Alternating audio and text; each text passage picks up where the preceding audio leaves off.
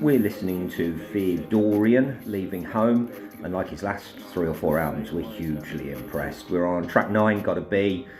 Just brilliant music, well made, nothing really new to say that I haven't said on the previous. And then 10, biggest fan, love this too. Straightforward, no messing about, head bopping goodness, but in a really mellow way. Yeah, a lot fits in there to 90 seconds.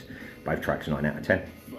Track 11, Floor Tom featuring Polo Perks, Heart Heart Heart. His last album, which is I knew FearDorian from, was fantastic. It was a lot more fun than this. This is a little bit darker and broodier, and it feels like Polo has come to FearDorian's darker place rather than the other way around. But yeah, it suits him. He sounds good, a little bit more angry.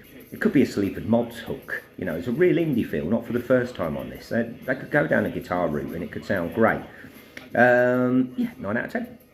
Track 12, Pray for the People. Another cracker of a sample. Another one I recognise that I can't quite place as well. But yeah, he puts a bit of bounce into his beats on this. Like Polo Perks does from the track before.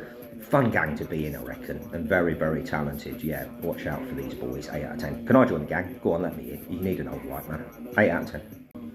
Track 13, Over It. I'm getting a little bit over it. I mean, it's that sort of end of the album. It's not a long album, actually. It just whizzed by. But yeah, great, but maybe I'm just mentally ready to move on. 8 out of 10. And then track 14, Not Just Yet. A lovely groove. Wasn't really stand out for me in the track. Beat is immense and different and amazing. 8 out of 10. Track 15, the final track, Why Couldn't It Stay the Same? Pleasant enough last track, but goes out with a whimper rather than a bang. I wanted a little bit more ambition, maybe a bit more fanfare as the last track. 8 out of 10. And although there's some real highs on this album, actually mainly highs on this album, there is a few that on the proper listen, you know, maybe I think he's going to be one of those 5 albums a year brigade, like Boldy James, who is a guest on this album. And maybe we need to do a best of at each end of the year, because there are 4 or 5 tracks on here that are as groundbreaking as anything that's being released at the moment. But there were ones that aren't and that fall back a little bit. But overall, I've got huge hopes for this guy. I mean, what a talent he seems to be. I loved the album he did with Polo Perks.